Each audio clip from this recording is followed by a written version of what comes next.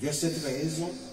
C'est pourquoi, prenez toutes les armes de Dieu afin de pouvoir résister dans les mauvais jours et tenir ferme après avoir tout surmonté. Verset 14. Ayez à vos reins la vérité pour ceinture, revêtez la cuirasse de la justice. Verset 15. Mettez pour chaussure à vos pieds le zèle que donne l'évangile de paix. Prenez par-dessus tout, le verset 16, tout cela, le bouclier de la foi, avec lequel vous pourrez éteindre tous les traits enflammés du malin. Verset 17. Prenez aussi le casque du salut et l'épée de l'esprit, qui est la parole de Dieu. Amen. Le thème de l'enseignement du jour est la pleine armure que Dieu nous donne ou que Dieu donne à ses enfants.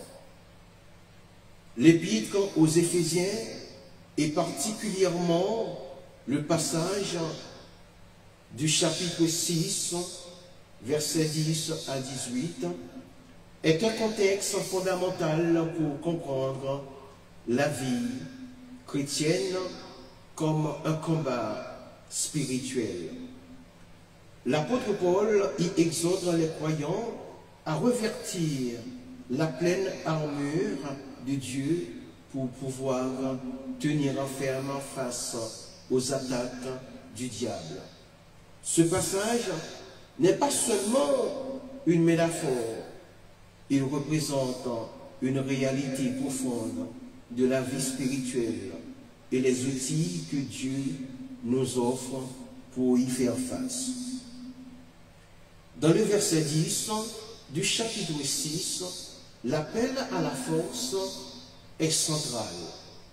Paul exhorte les croyants à se fortifier dans le Seigneur et dans la puissance de sa force. On remarque une transition directe de la discussion sur les relations familiales et sociales à un appel à la guerre spirituelle. On comprend que la force dont il est question n'est pas d'origine humaine, mais divine. L'expression « fortifiez-vous dans le Seigneur » suggère une dépendance totale à Dieu. Il ne s'agit pas de se fier à ses propres capacités, mais de puiser dans la puissance de Dieu. Cette exhortation est un appel à la foi et à la confiance. L'utilisation de l'expression « la puissance de sa force » met l'accent sur l'ampleur et l'efficacité de cette force divine. Il ne s'agit pas d'une force faible ou limitée, mais d'une force illimitée capable de surmonter toutes les épreuves et tous les défis. Personnellement, je vois cette injonction comme un rappel constant de la nécessité de la dépendance spirituelle. On ne peut pas affronter les combats de la vie seule. On a besoin de la force de Dieu pour préserver. L'appel à la force est suivi d'une description de l'armure de Dieu. On comprend que cette armure est essentielle pour résister aux ruses du diable. L'armure de Dieu est une métaphore de la protection dite spirituelle que Dieu offre à ceux qui croient en lui. Elle comprend la ceinture de la vérité, la cuirasse de la justice, les chaussures de l'évangile de la paix, le bouclier de la foi, le casque du salut et l'épée de l'esprit qui est la parole de Dieu. L'importance de chaque élément de l'armure est soulignée. La vérité protège contre la tromperie, la justice protège contre la culpabilité. L'évangile de la paix donne la stabilité et la foi protège contre les attaques. Le salut protège l'esprit et la parole de Dieu qui est l'âme offensive. La compréhension de l'armure de Dieu est cruciale pour comprendre le rôle de la guerre spirituelle. Il ne s'agit pas d'une bataille physique, mais d'une bataille spirituelle contre les forces du mal.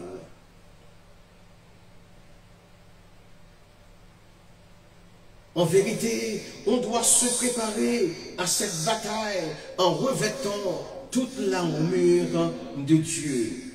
Par conséquent, le verset 10 d'Éphésiens 6 est un appel à la force spirituelle. Il est un rappel de la nécessité de la dépendance à Dieu, de la compréhension de la puissance de sa force et de l'importance de revêtir l'armure de Dieu pour faire face aux désirs de la vie. L'appel à la force est un appel à la foi, à la confiance et à la persévérance. Paul commence par un appel clair. Au reste, fortifiez-vous dans le Seigneur et par sa force toute puissance. Du verset 10. Il ne s'agit pas de notre propre force, mais de la force qui vient de Dieu. C'est une invitation à dépendre entièrement de lui pour mener la bataille spirituelle. Le verset suivant précise l'objectif de cette armure. Je cite: revêtez-vous de toutes les armes de Dieu afin de pouvoir en tenir ferme contre les ruses du diable. Le diable utilise des ruses, des stratégies subtiles pour tromper et affaiblir les croyants. Dans le contexte de l'épître aux Éphésiens, chapitre 6, verset 11, je cite: revêtez-vous de toutes les armes de Dieu afin de pouvoir tenir ferme contre les ruses du diable, présente une injonction cruciale. L'auteur s'adresse à une communauté de croyants, les exhortant à une préparation spirituelle constante. L'emploi, alléluia, du verbe revêtir suggère un acte délibéré, un choix actif de s'équiper d'une protection divine. Personnellement, je perçois dans ces mots une profonde sagesse. La vie, comme je l'observe, est jalonnée d'épreuves et de défis.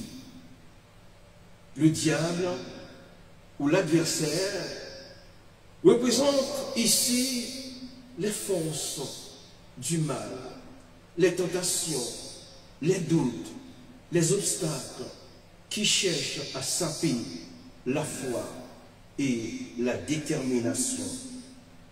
Paul ne propose pas une simple recommandation, mais un impératif, une nécessité pour la survie spirituelle.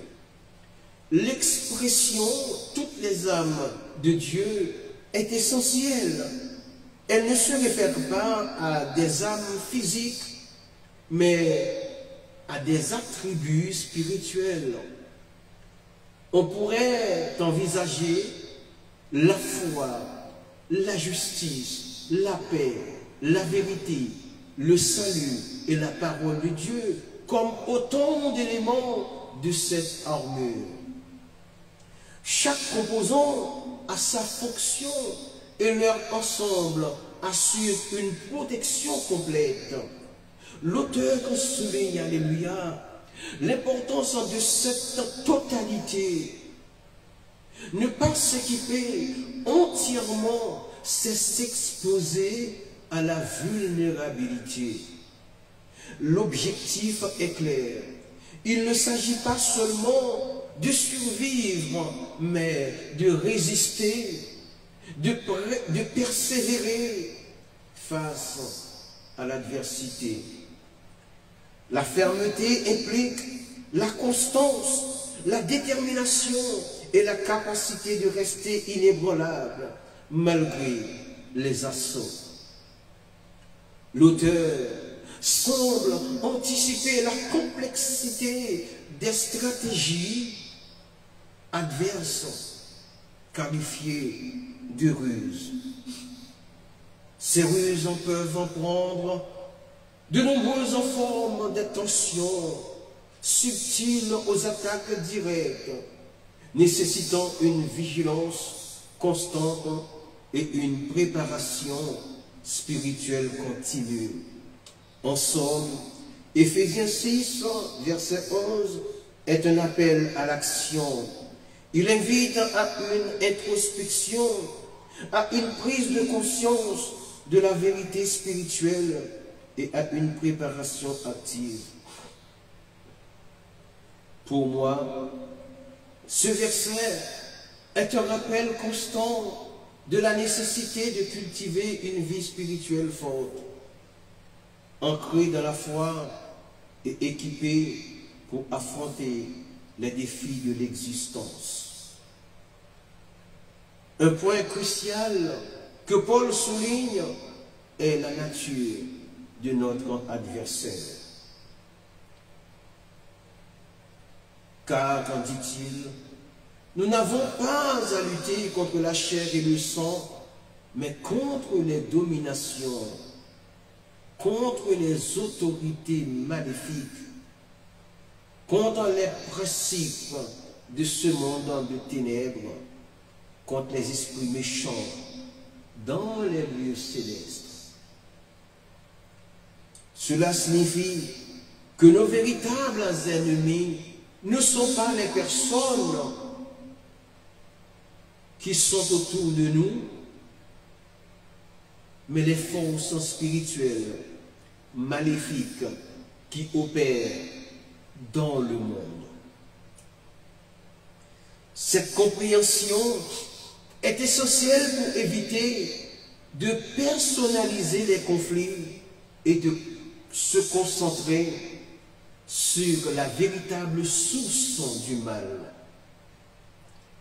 Dans l'ombre des mots du verset 12 d'Éphésiens 6, une vérité profonde se révèle, une vérité qui résonne à travers les âges. Car nous n'avons pas à lutter contre la chair et le sang, mais contre les principautés, contre les pouvoirs,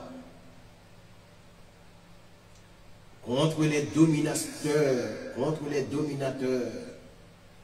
de ce monde de ténèbres, contre les esprits méchants dans les nuits célestes.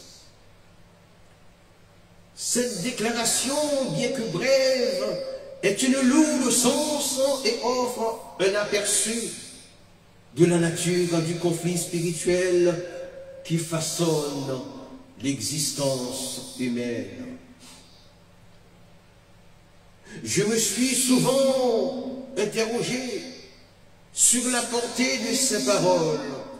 Elles suggèrent, alléluia, que la bataille que nous menons n'est pas simplement contre les autres êtres humains, mais contre les forces invisibles, des entités qui opèrent dans un royaume au-delà de notre perception immédiate. L'apôtre Paul, l'auteur de cet épître, utilise un langage puissant pour décrire ses ennemis. Les principautés et les pouvoirs évoquent une hiérarchie, une organisation au sein de laquelle ces forces opèrent. Les dominateurs de ce monde de ténèbres suggèrent une influence omniprésente, une emprise sur le monde matériel et ses manifestations. Ce qui est particulièrement frappant, c'est la reconnaissance de la nature spirituelle de ce combat. Il ne s'agit pas d'une simple lutte physique, mais une confrontation qui se déroule dans les lieux célestes, un domaine qui transcende le monde visible. Cela implique que nos luttes quotidiennes, nos désirs et nos tribulations sont souvent les manifestations d'un conflit plus vaste, plus profond. On pourrait se demander, alors, comment nous, en tant qu'individus, sommes censés naviguer dans ce paysage spirituel complexe? La réponse implicite dans le contexte de l'épître aux Éphésiens réside dans l'armure de Dieu. Nous sommes appelés à nous équiper de la vérité, de la justice, de la foi et de la prière. Ces armes spirituelles qui nous permettent de résister aux assauts de ces forces obscures. En réfléchissant à ces paroles, je suis amené à considérer la manière dont nous percevons le monde. Sommes-nous conscients de l'influence de ces forces spirituelles, ou sommes-nous aveuglés par les apparences, concentrés uniquement sur les luttes superficielles? La compréhension du verset 12 d'Éphésiens 6 nous invite à une introspection, à une prise de conscience de la réalité spirituelle qui sous-tend notre existence. Elle nous exhorte à ne pas sous-estimer l'ampleur du conflit, mais aussi à ne pas perdre espoir. Car même au cœur des ténèbres, la lumière de la foi et de la vérité peut triompher. Nous abordons maintenant les éléments de l'armure spirituelle. Paul énumère ensuite les différentes pièces de l'armure, chacune ayant une signification spirituelle profonde. Premièrement, la ceinture de la vérité du verset 14a La vérité telle qu'elle est révélée en Christ est dans la parole de Dieu. C'est le fondement de toute stabilité. Elle nous protège de la tromperie et nous donne une base solide. Au sens propre, il est possible de méditer sur le sort d'un guerrier dépourvu de ceinture. J'en ai une. Pour maintenir son uniforme. L'absence de cet accessoire apparemment anodin peut entraîner une série de conséquences significatives tant sur le plan pratique que symbolique. Premièrement, sur le plan pratique, l'uniforme d'un guerrier sans ceinture est susceptible de devenir une entrave. On imagine aisément les mouvements entravés, la gêne constante et le risque accru de voir son vêtement se défaire au plus mauvais moment. Les pantalons, en particulier, sont conçus pour être maintenus par une ceinture. Sans elle, ils risquent de glisser, compromettant la mobilité et la capacité du guerrier à se déplacer rapidement ou à effectuer des mouvements complexes essentiels au combat. De même, les autres éléments de l'uniforme, tels que les vestes ou les tuniques, pourraient se révéler moins bien ajustés, limitant la liberté de mouvement et augmentant la vulnérabilité. Ensuite, il y a l'aspect psychologique. Un guerrier dont l'uniforme est désordonné ou instable peut ressentir une perte de confiance en soi. L'uniforme, au-delà de sa fonction protectrice, est un symbole d'appartenance et de discipline. Il renforce l'identité du guerrier et lui confère un sentiment de cohésion avec ses camarades. Un uniforme mal ajusté, en revanche, peut miner cette confiance, créant un sentiment d'insécurité et de vulnérabilité, malheureusement. L'attention du guerrier pourrait être détournée de sa mission par la nécessité de constamment ajuster comme ceci son vêtement, affectant ainsi sa concentration et ses performances. De plus, il est possible d'envisager des implications sociales.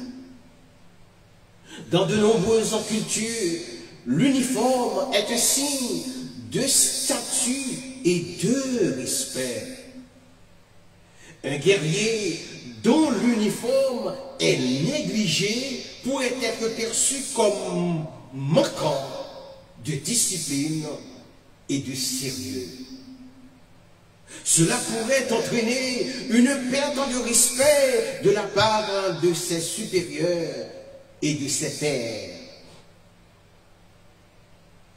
affectant ainsi sa position au sein de la hiérarchie militaire et son intégration dans le groupe.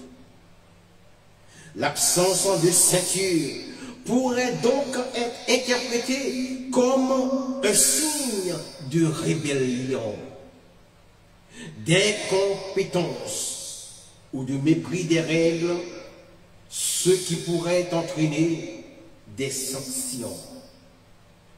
Par conséquent, il convient donc de considérer l'aspect symbolique. La ceinture, dans de nombreuses traditions, représente la force, la détermination et la capacité à se maintenir en place face à l'adversité. Un guerrier sans ceinture pourrait être perçu comme étant dépourvu de ses qualités ou comme ayant perdu son emprise sur la situation. L'absence de cet élément essentiel de l'uniforme pourrait symboliser une perte de contrôle, une vulnérabilité ou une défaillance. Le sort d'un guerrier sans ceinture pour retenir son uniforme serait probablement marqué par une combinaison de difficultés pratiques, de vulnérabilité psychologique, de conséquences sociales et de signification symbolique.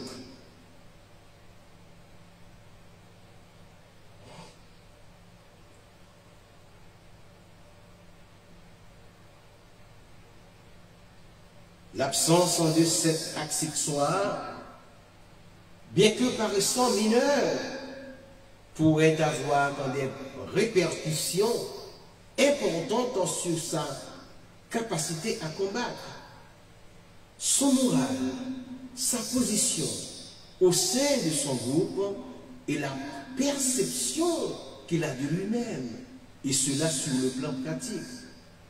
Sur le plan symbolique ou spirituel de la ceinture de la vérité, une analyse s'impose quant à la nature de cette vérité. Il est primordial de comprendre que cette vérité manifestée à travers le Christ et la parole divine constitue le socle inébranlable sur lequel repose toute existence. On observe à travers cette perspective une protection contre les artifices de la tromperie, un rempart essentiel dans un monde souvent caractérisé par l'illusion. La vérité, dans ce contexte, n'est pas seulement une notion abstraite, mais elle est une réalité tangible, une force qui façonne et guide. Elle est, pour ainsi dire, la fondation d'une architecture spirituelle garantissant la stabilité et la cohérence. Sans cette ceinture, l'individu est vulnérable, exposé au vent contraire de l'incertitude et du doute. Chers amis, chers frères et sœurs, en tant qu'analyste des Écritures saintes, je perçois que cette vérité, bien qu'elle puisse sembler simple en apparence, est d'une profondeur infinie. Elle se révèle à travers l'étude, la contemplation et surtout l'expérience de la foi. Elle est une lumière qui dissipe les ténèbres, une boussole qui oriente dans la complexité de l'existence. Je crois personnellement que la quête de vérité est un voyage constant et une exploration sans fin. C'est une démarche qui exige humilité, ouverture quand l'esprit et une volonté inébranlable de comprendre. C'est en embrassant cette vérité que l'on trouve en la véritable liberté et la paix intérieure.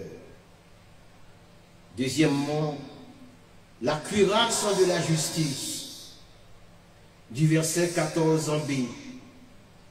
La justice, qu'il s'agisse de la justice imputée par Christ ou de notre propre conduite juste, protège notre cœur et nos émotions. Elle nous garde intègres face aux accusations et aux condamnations. Dans l'étude de l'épître aux Éphésiens,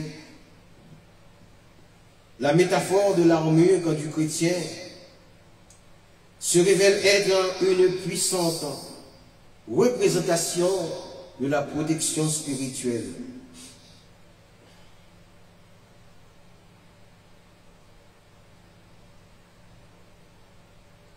Parmi les éléments de cette armure, la cuirasse de la justice occupe une place prépondérante. Elle se pose ici, la cuirasse de la justice. Cette composante, loin d'être un simple ornement, est essentielle à la survie et à la prospérité spirituelle du croyant. La justice, dans ce contexte, se décline en deux aspects principaux. D'une part, elle représente la justice imputée par Christ, un don reçu par la foi. Cette justice, parfaite et complète, couvre le croyant, le protégeant des accusations et de la condamnation. Elle est le bouclier qui préserve l'individu des assauts de culpabilité et du doute. Je crois que cette justice est un fondement inébranlable, une assurance qui permet de faire face aux défis de la vie avec courage et sérénité. D'autre part, la cuirasse de la justice englobe également notre propre conduite juste, nos actions conformes aux préceptes divins. Cette justice pratique, bien qu'imparfaite, est le reflet de notre transformation intérieure.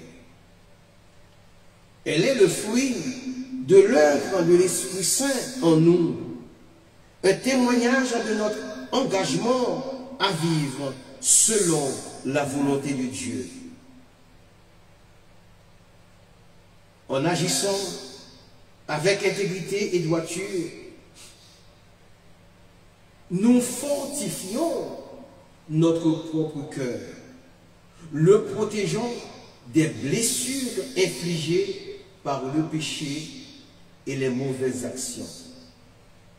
Cette justice en pratique est un processus continu, une lutte constante contre notre propre faiblesse ou contre nos propres faiblesses. L'importance de la cuirasse de la justice réside dans sa capacité à protéger notre cœur et nos émotions. Elle nous garde intègres face aux accusations et aux condamnations, qu'elles proviennent de nous ou des autres ou de l'adversaire. Sans cette protection, nous serions vulnérables aux attaques qui visent à nous décourager, à nous démoraliser et à nous éloigner de Dieu. Je ressens que cette protection est essentielle pour maintenir une relation saine avec Dieu et avec les autres. En résumé, la cuirasse de la justice est un élément vital de l'armure spirituelle. Elle est à la fois un don et un effort, une grâce et une discipline. En acceptant la justice imputée par Christ et en pratiquant une justice, nous nous enveloppons d'une protection qui nous permet de résister aux assauts du mal et de vivre une vie abondante et fructueuse.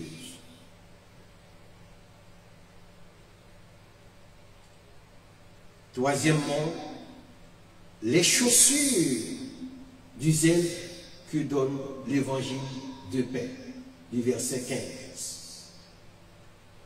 Ces chaussures symbolisent la préparation et la disposition à proclamer la bonne nouvelle de la paix.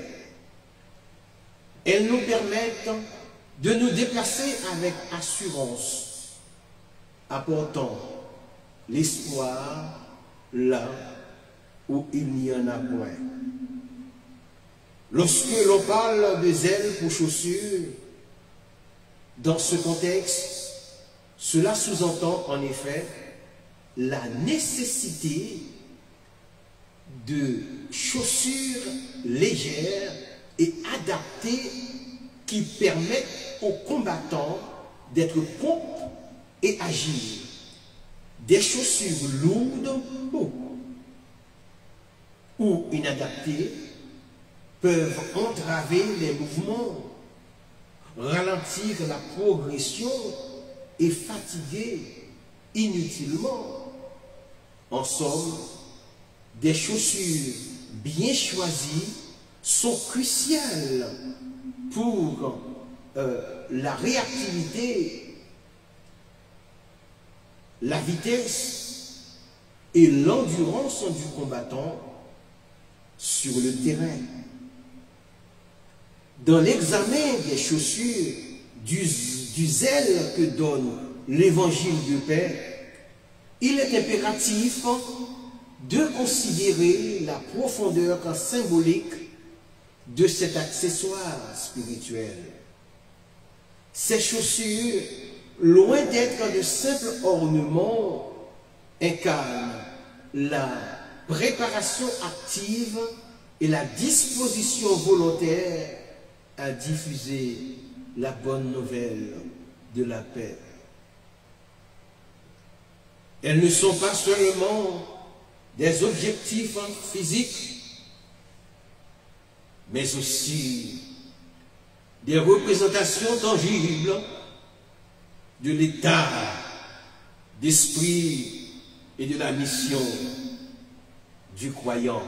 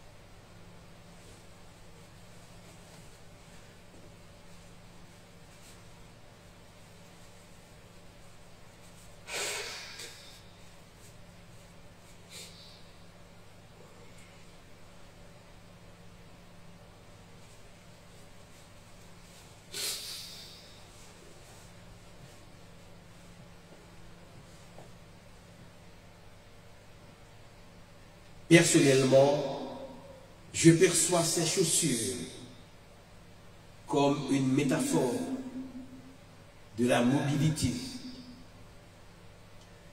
Elles permettent à celui qui les porte de se déplacer avec assurance, d'affronter les terrains accidentés de la vie avec une foi profonde.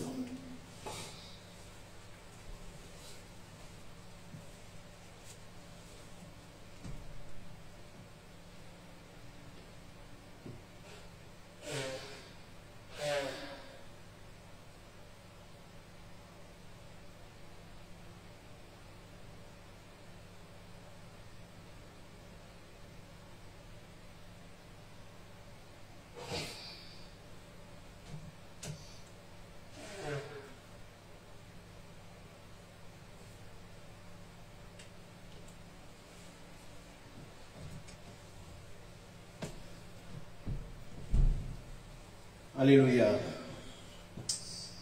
Béni soit le Seigneur.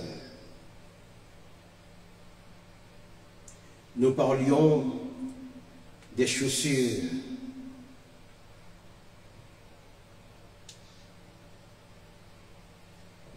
Alors, sans ces chaussures, le chemin semble ardu, semé d'embûches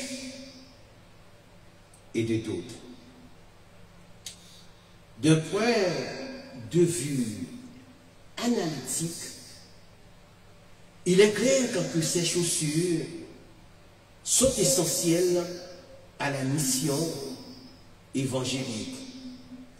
Elles permettent de porter la bonne nouvelle là où elle est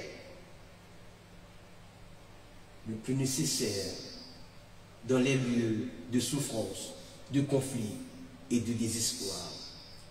Elles incarnent la proactivité, l'engagement à ne pas rester les bras croisés, mais à agir et à aller de l'avant pour partager la paix.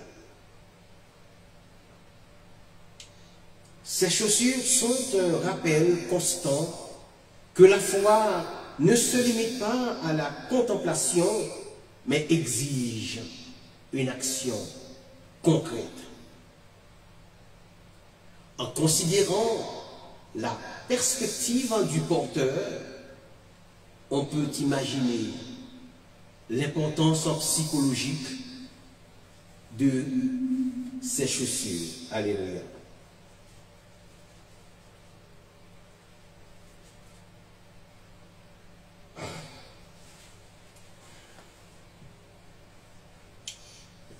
Elles inspirent confiance, courage et détermination. Elles rappellent la responsabilité de celui qui les porte, de diffuser la paix, de devenir un instrument de réconciliation.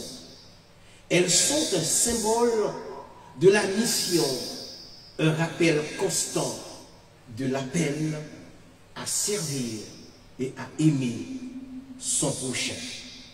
Je crois que ces chaussures sont bien plus qu'un simple accessoire.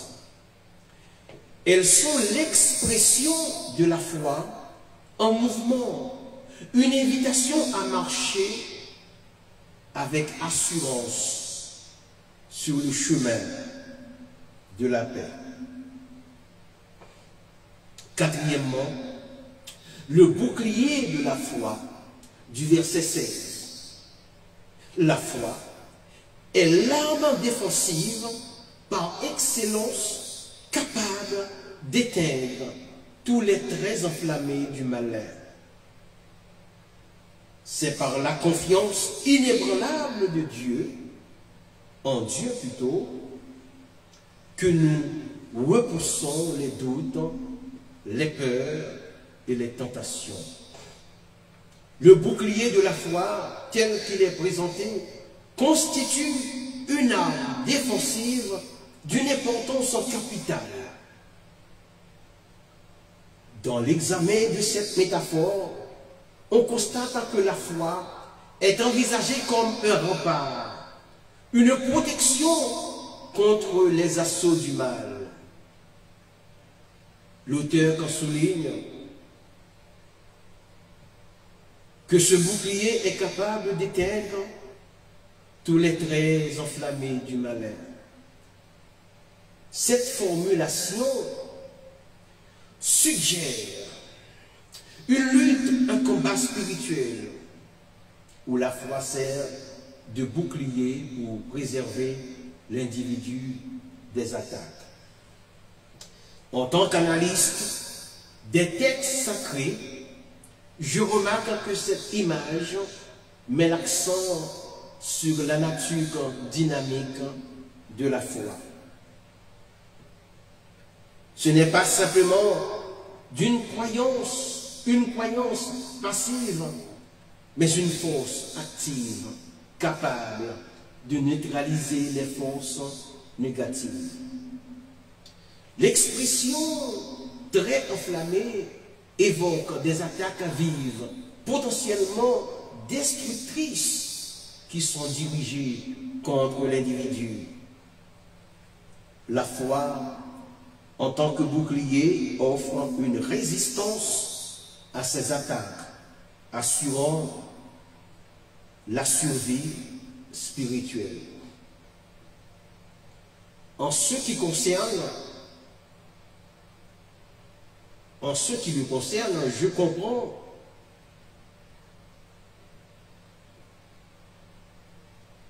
ou plutôt en ce qui me concerne à moi, je comprends la foi comme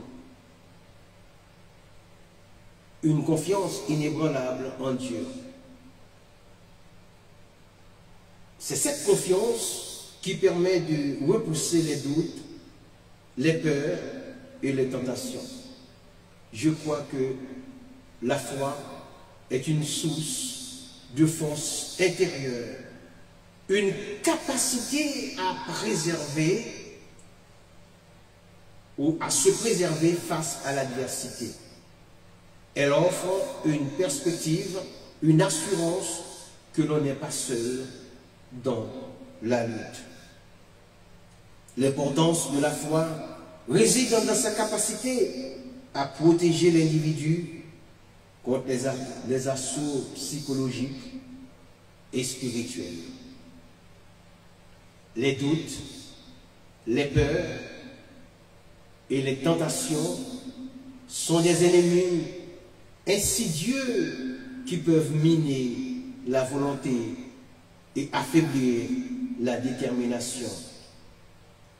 Le bouclier de la foi, en tant que défense, permet de résister à ces attaques et de maintenir une position ferme. Par conséquent, le bouclier de la foi est bien plus qu'une simple métaphore. C'est une représentation de la force et de la protection que procure la foi. Elle permet de faire face aux défis de la vie avec courage et détermination, en offrant une assurance inébranlable en Dieu. Cinquièmement, le casque du salut, du verset 17a.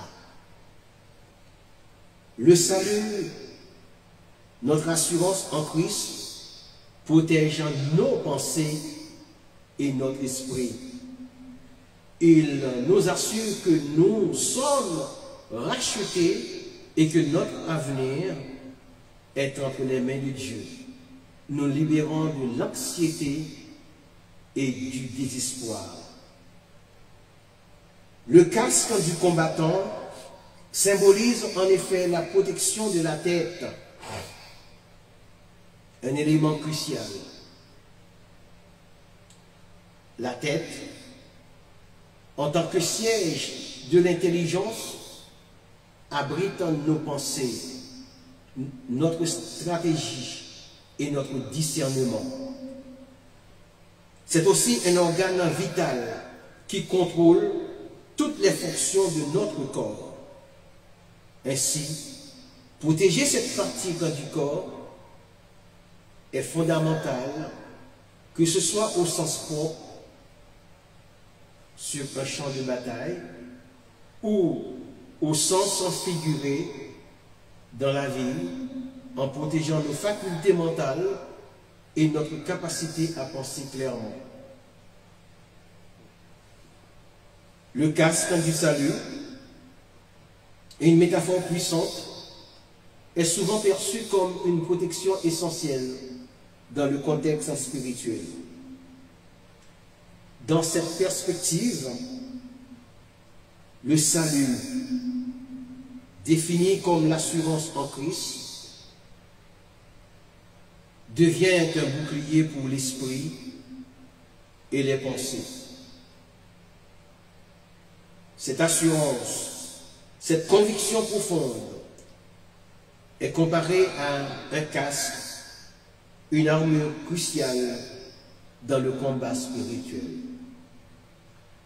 En tant qu'analyste des textes sacrés, je remarque que cette image suggère une protection contre les attaques externes, les doutes, les peurs et les désespoirs qui peuvent assaillir l'individu. Le casque, dans cette métaphore, est une garantie de la rédemption, une affirmation que l'avenir est entre les mains de Dieu. Cette perspective offre une libération de l'anxiété et du désespoir. Le salut, en tant que casque, permet de maintenir une perspective claire et concentrée, même face à l'adversité. Dans mon propre parcours, j'ai souvent constaté l'impact de cette protection. L'assurance du salut permet de traverser les moments difficiles avec une résilience accrue. La connaissance de la rédemption, la foi en un avenir sûr offre une paix intérieure qui transcende les circonstances.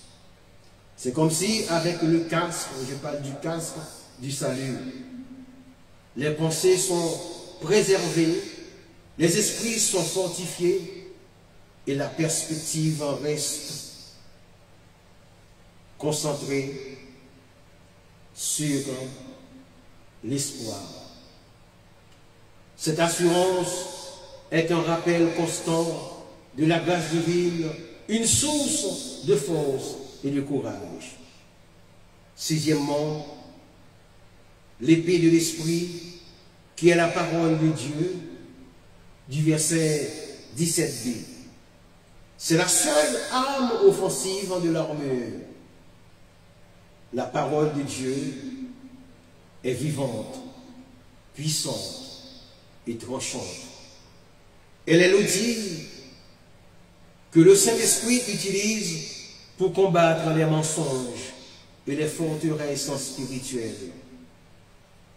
En ce qui concerne l'épée de l'Esprit, qui est la parole de Dieu, une analyse approfondie révèle la nature offensive de cette arme singulière, la seule de l'armure chrétienne conçue pour l'attaque.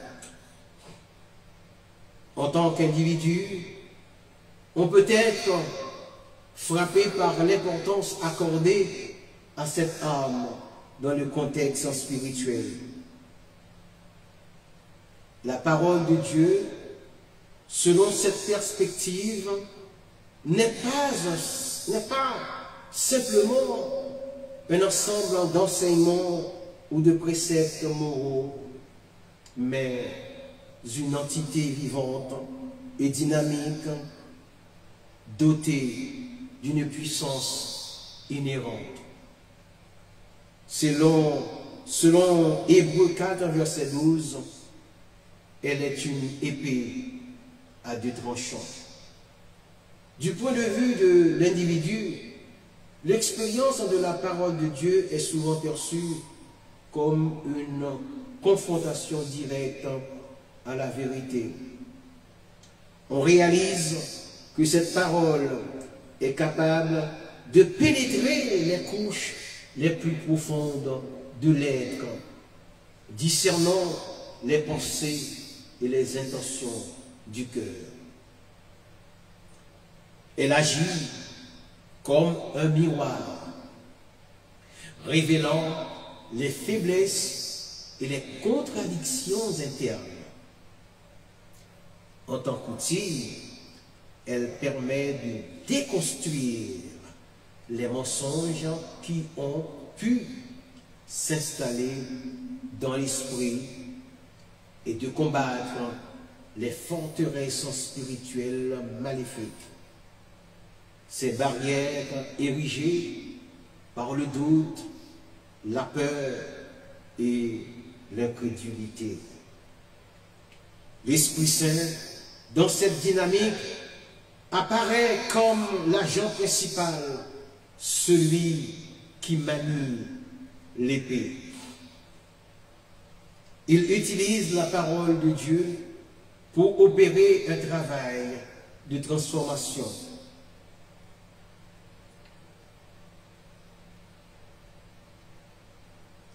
On comprend ainsi que la parole n'est pas une arme passive, mais un instrument actif entre les mains de l'esprit. Elle est la clé qui ouvre les portes de la compréhension, de la foi et de la sagesse. En résumé, l'épée de l'esprit, la parole de Dieu, est bien plus qu'une simple arme. Elle est une force vitale, un instrument de vérité et de libération, essentiel dans le monde spirituel ou dans le combat spirituel. Elle est l'expression même de la puissance divine agissant à travers l'Esprit Saint pour transformer et renouveler l'individu. Le texte met également l'accent sur l'importance de la prière. Bien que non explicitement une pièce de l'armure, Paul conclut cette section par une exhortation à la prière. Entre guillemets, faites en tout temps par l'Esprit toutes sortes de prières et de supplications. Veillez à cela avec une entière persévérance et priez pour tous les saints.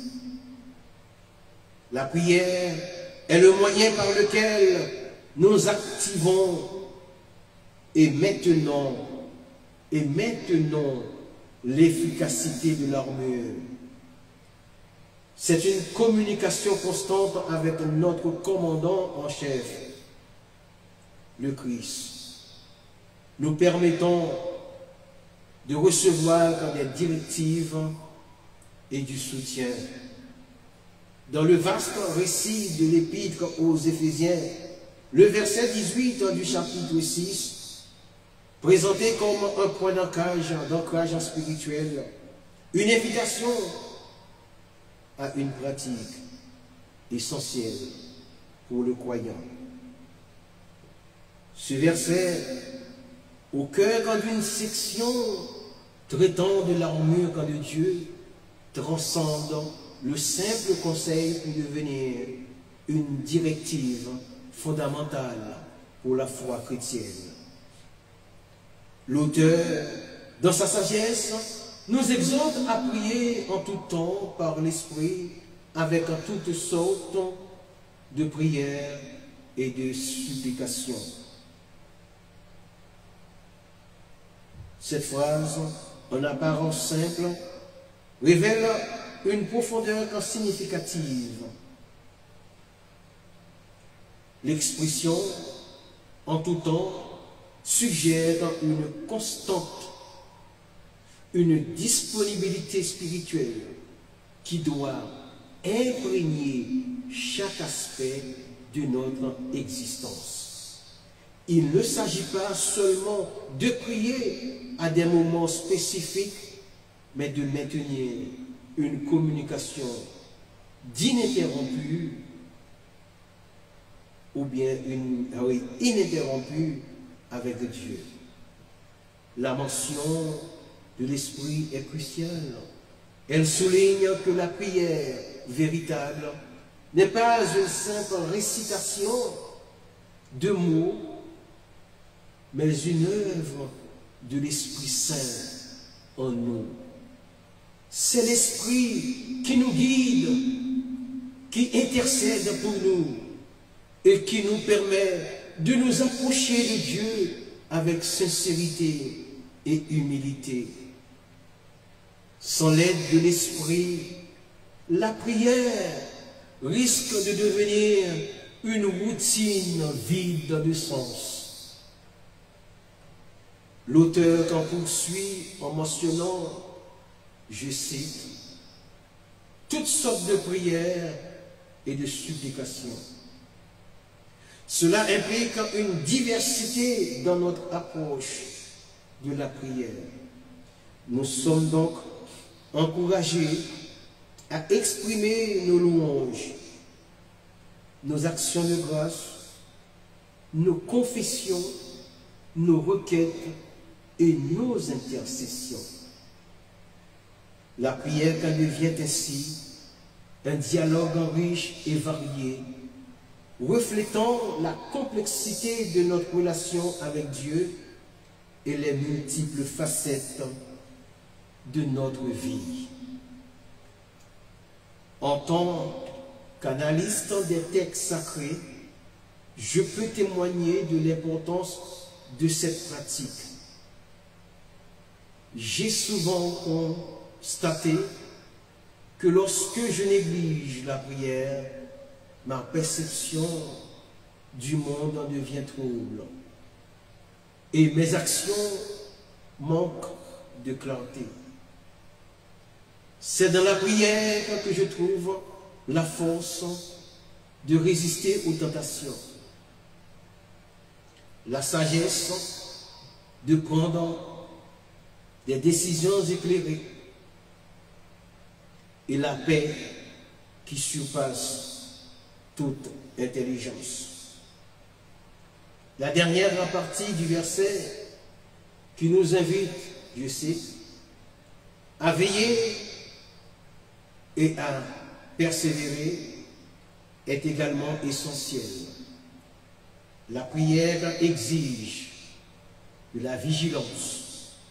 Nous devons être attentifs aux murmures douces de l'esprit, aux besoins de ceux qui nous entourent et aux défis que nous rencontrons. La persévérance est également nécessaire quand la prière n'est pas toujours facile. Il peut y avoir dans des moments de doute, de découragement ou de distraction. Cependant, c'est en persévérant que nous développons une relation plus profonde avec Dieu et que nous expérimentons la puissance de la prière. En résumé, le verset 18 d'Éphésiens 6 est bien plus que simple verset biblique. C'est un appel à une vie de prière constante, guidée par l'Esprit et caractérisée par une diversité d'expressions. C'est une invitation à une relation intime avec Dieu qui transforme notre cœur,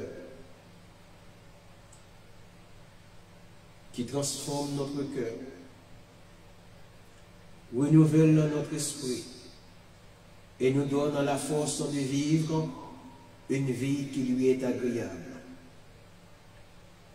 C'est une pratique qui, je crois, est essentielle pour tout croyant désireux de grandir dans la foi et de vivre pleinement la vie que Dieu a prévue pour lui.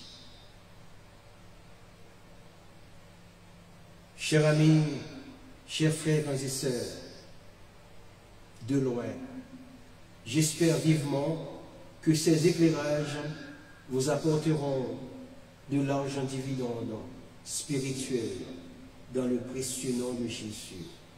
Amen. Si je dis vivant, c'est grâce à vous, sans vous, Seigneur, moins pas rien. Si je dis vivant, c'est grâce à vous, sans vous, Seigneur, moins pas rien. M'appliquer même en l'air pour m'adorer, mets à genoux, l'empied pour me prosterner, qui t'y voit moi, vivez devant toi, Vinita biwayo,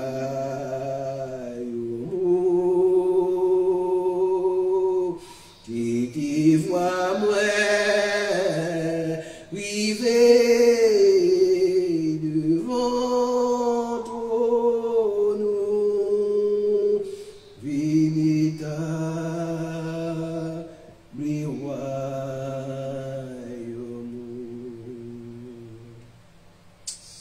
Alléluia.